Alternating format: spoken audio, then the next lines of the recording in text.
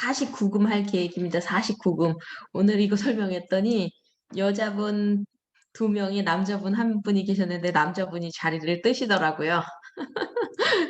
그래서 또 알아낸 게, 야, 여자들은 진짜 다 듣고 있구나. 그 남자분들이 유일하게 어 요 여자분들한테 말하지 않고 쓰시는 제품 중에 하나가 전립선 관련된 이제 질환에 관련된 이제 건강보조식품들을 희한하게 남자분들이 이제 얘기하지 않고 쓰는 것 중에 하나더라고요. 제가 이거 하면서 되게 많이 놀라는 게, 제 50대 이상의 소비자들 보면 이거 많이 드세요. 그리고 항상 재구매가 일어나는 제품 중에 하나가 이거였던 것 같아요.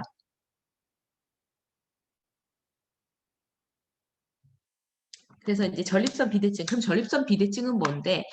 유일하게 성인이 돼서 나이가 들었는데도 불구하고 왜 키도 줄고 근육도 줄고 뭐 전부 다 줄어드는데 유일하게 줄어들지 않는 게 뭔가라고 보면 전립선이에요. 전립선만 나이가 들면서 이제 늘어나거든요.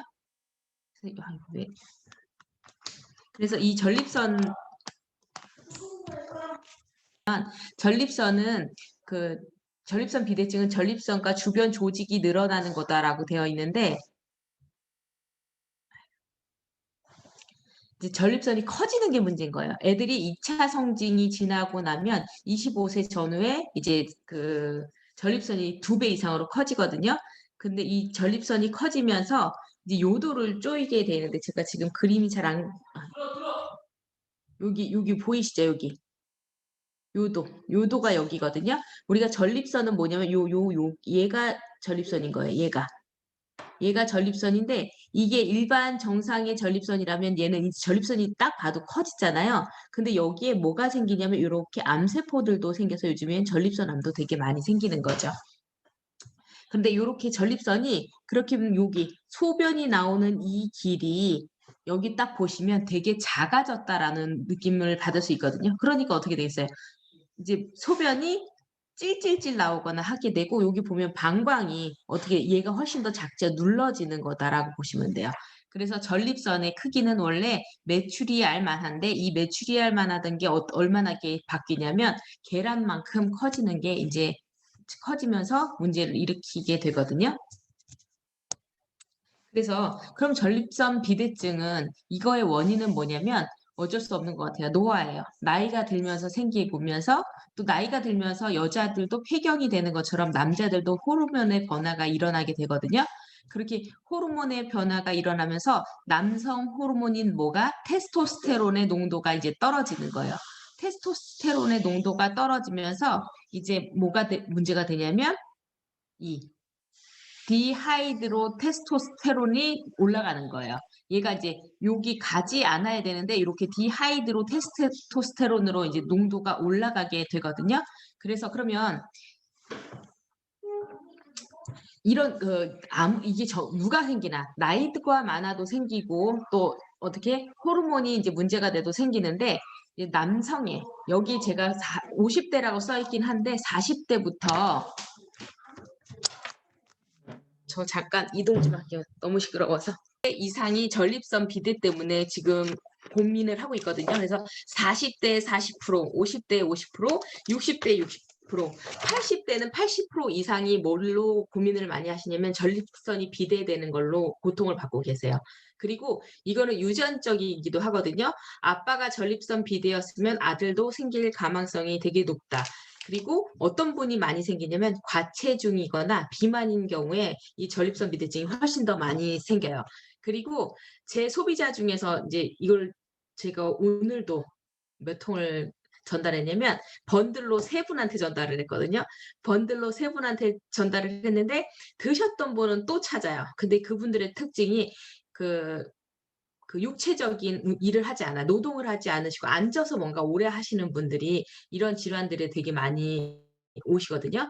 그리고 또 어떤 사람들이 발기부전이 있는 사람들이 훨씬 더 이게 많이 온다라고 얘기를 해요. 그래서 여기 보면 제가 요거는 강의 들을 때는 잘 안 나오는 내용인데, 소변을 참는 직업군들이 전립선 비대가 많이 오세요. 소변을 참는 분들이 누가 있을까요? 그러니까 예전에는 은행 직원들 있죠. 여자분들이나 남자분들 지금은 번호표가 있지만 예전에 번호표 없었던 그때는 오래 인제 기다려야 되는 인제 앞에 손님들이 있으니까 움직일 수가 없잖아요. 물을 많이 그런 분들이 드시지 않거든요. 이런 분들 그래서 여자 은행원이거나 남자 은행원이거나 은행원들이 그런 경우가 많았었고요. 또 미용실 하시는 분들 계시죠. 그분들이 인제 전립선은 아니지만 그 주변에 있는 신장 기능하고도 많이 문제가 돼서 오는 질환 중에 하나가 이 전립선 비대거든요. 그래서 전립선은 어디에 있냐면 우리가 콩팥 콩팥이 허리가 들어간 뒤쪽에 2개가 있다면 그 부분으로 있는 남자는 생식기인 전립선, 여자의 난소나 자궁 쪽에 또 이런 관련된 질환들이 많이 올 수 있거든요. 그래서 지금 말이 좀 새긴 했는데 그래서 소변을 참는 직업군들이 전립선 비대가 되게 많이 온다. 그럼 전립선 비대가 오면 딱 알 수 있는 것들이 뭔가? 소변이 이상하다는 거예요, 소변이. 소변이 어떻게 이상해? 잔뇨감인 거예요. 소변을 봤는데도 본 것 같지 않은 거야. 남아있는 듯한 느낌이 항상 드는 거예요. 잔뇨감. 그리고 빈뇨. 너무 자주 가는 거예요. 1시간 터울로 이렇게 가시는 분들 생각보다 많으세요. 70-80 대들은 눈여겨보시면 정말 많으시거든요. 그리고 간혈뇨. 그러니까 한 번에 쭉 소변을 못 보고 봤다가 끊어졌다, 봤다가 끊어졌다 하는 간혈뇨도 있고요. 절박뇨. 막 소변이 너무 급해지는 거야, 이분들은. 그런 분들도 있고 약한 소변 줄기. 그래서 소변을 봤는데 왜 그 변강세 얘기 나오고 뭐 소변을 변기를 뚫는다 이런 얘기를 되게 많이 하잖아요. 근데 소변이 되게 쫄쫄쫄쫄 나오시는 거예요. 그러니까 이런 분들의 특징이 뭐냐면 팬티에 그러니까 이거 와이프분들이 알 수 있는 게 뭐냐면 팬티에 소변이 쪼금씩 묻어 있는 경우들이 있다라는 거죠. 그러면 요게 이제 문제가 지금 오고 있다라는 걸 아시면 되고 그리고 인제 소변을 보기 어려워서 배를 눌러야 소변을 보는 분들도 있었고요. 그리고 제가 제일 많이 저는 그냥 모든 사람들한테 이 얘기는 해요. 40이 넘었다. 50이 됐다. 그러면 제가 그 남편분들을 볼 수는 없잖아요. 남편분들을 볼 수 없으니까 분들한테 중간중간 물어보는 게 "남편 중간에 화장실 깨서 가요, 안 가요?"를 물어봐요. 그래서 "깨서 간다." 그러면은 인제 의심을 해 봐야 되는 거예요. 한 번도 원래는 잘 가면 안 돼요. 우리가 항이뇨 호르몬이라는 거는 뭐냐면 화장실을 우리가 7 시간에서 8 시간 정도 잘 때 가지 않는 그런 호르몬이 지금 이제 균형이 깨져 버린 거거든요. 그래서 한 번 내지 2번 매일 깬다 이러면 전립선이 지금 이상이 슬슬 올 수 있다. 40 대라 하시더라도 이분들은 뭐를 하셔야 돼 주의를 하셔야 되는 게 맞다라는 거죠. 그리고 우리가 "고인물이 썩는다."라고 얘기하잖아요. 그래서 그 썩는 게 어디에서? 방광에서 소변이 제대로 다 나가지 않기 때문에 뭐가 많이 올 수 있냐면 요로 감염 그리고 방광결석, 혈뇨를 불러일으킬 수도 있는 게 전립선 비대증이다라고 보시면 돼요. 그럼 이 전립선 비대증들한테 제일 많이 쓰여지는 건 뭐냐면 우리가 이건 저희가 소팔메토 브랜드를 먹지만 그래도 우선은 약물 치료를 반드시 받아야 되는 것 중에 하나거든요. 그래서 약물 치료가 뭐가 있는가를 봤더니 3 가지가 있는 거예요. 알파 차단제라는 거는 혈압약이에요. 그래서 방광 주변의 근육을 이완시켜서 요도를 확장시키는 거예요, 요도를. 그러니까 근육을 갖다 임의적으로 이완을 시켜 버리는 거예요. 그러니까 이거에 대한 부작용은 뭐겠어요? 그냥 임의로 늘려 놨으니까 어지럼증이나 피로, 저혈압이 올 수 있다라는 거죠. 왜? 좁았는데 그냥 임의로 넓혀 놨어. 그러니까 혈류량이 천천히 이동하겠죠. 그리고 중요한 건 사정 장애가 있을 수도 있다. 그리고 2번째 약물 치료는 안드로겐이라는 건데 이건 저희가 당뇨할 때 얘기했었던 것 같아요. 5 알파 환원 효소 억제제라는 약을 먹으면 이 약에는 전립선을 직접적으로 축소시키는 그런 약물이거든요. 그래서 이런 약물도 드시는 경우들이 있고 그리고 3번째는 항이뇨 호르몬제인 거예요. 아까 소변을 제가 7 시간에서 8 시간을 참아야 된다라고 얘기했어요. 근데 소변 생성하는 걸 갖다가 억제해 버리는 이런 약물들로 우리가 많이 쓰이게 되거든요. 근데 인제 불편하시니까 빨리 치료는 하셔야 되니까 약물 치료하고 뭐하고 저희 제품하고 병행하시면 좋겠다라고 보시면 될 것 같아요. 그래서 이 소팔메토는 그럼 뭔데 소팔메토. 소는 톱닌 거예요. 팔메토는 야자. 그래서 톱 야자 열매에서 만든 그냥 소팔메토라고만 하지 않고 브랜드라고 돼 있어요. 이거는 뭔가를 섞었다는 거야, 섞었다는 거.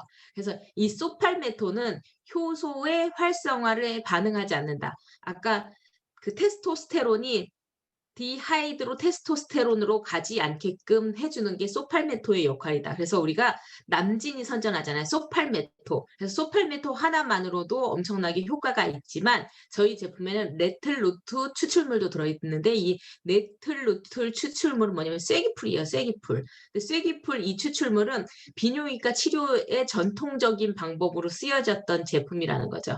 그래서 소팔메토 추출물과 함께 썼을 때 엄청나게 효과를 극대화한다. 이런 제품이 저희 그 엘로케어도 그렇잖아요. 엘로케어가 아세로라 C 그리고 피카오프레토 계피 이 세 개를 어떻게 블렌드를 몇 대 몇 대 몇으로 했을 때 극대화시킨다 하잖아요. 그래서 소팔메토와 네틸루톨 추출물을 갖다가 같이 쓰면 베스트다. 그리고 제가 이 공부하면서 알았던 제품 중에 저희 파트너가 물어보더라고요. 개별 인정형 제품이 뭐냐고. 고시형 건강기능식품도 있고 개별 인정형 건강보조식품도 있어요. 고시형 건강식품은 식약처에서 이미 성분이나 함량을 미리 고시한 거예요. 그래서 요 성분은 여기에 좋으니까 요걸 건강기능식품으로 판매를 해도 좋습니다라고 고시를 한 거라면 개별 인정형 제품은 뭐냐면 이제 우리가 약초를 찾아다니는 거예요. 약초나 뭐 새로운 원료를 갖다 찾아서 얘를 아직 고시되지 않은 걸 어떻게 한다고요? 우리가 이거에 대한 그 임상실험 결과를 해서 요게 인체 적용을 해가지고 효과가 있다는 걸 우리가 먼저 해가지고 이걸 갖다가 식약처에다가 고시를 해달라고 하는 그게 개별 인정형 제품이다라고 보시면 되는데 한국영양학회에서 파이토 뉴트리언트 영양학이라는 그 책에 이 소팔메토 블렌드는 꾸준히 섭취 시 전립선 비대 완화, 전립선 상피세포 표면적이 축소됐다. 아까 그 여기 되게 컸었잖아요. 그쵸? 요게 커진 게 줄어든다라는 게 이게 저희가 입증을 받은 제품이라 개별 인정형 제품으로 판매가 가능한 거예요.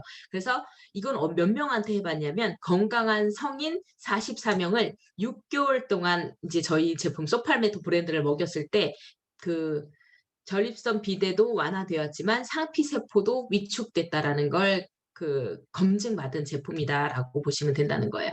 그러면 소팔메토 브랜드하고 그 제가 오늘 원래는 그거랑 같이 하려고 했는데 시간 관계상 그거는 못할 것 같아요. 여자들 루바 브랜드랑 같이 설명을 하려고 했거든요. 여성들 루바 브랜드도 갱년기, 이게 남성들 소팔메토도 남성들 갱년기랑 비슷한 증상이 아닐까라는 생각이 들거든요. 그래서 소팔메토 블렌드는 얼만큼 먹어야 돼요? 죽을 때까지 드셔야 될 것 같다는 생각이 되게 많이 들고요.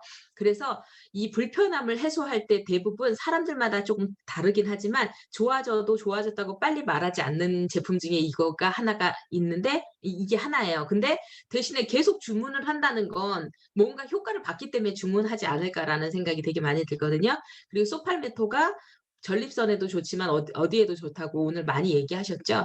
그 탈모에도 좋고 또 어디에도 좋으냐면 남성뿐만 아니라 여성분들도 통풍 걸리신 분들 있죠. 통풍 걸리신 분들한테도 소팔메토가 좋고 또 어디에도 좋더라.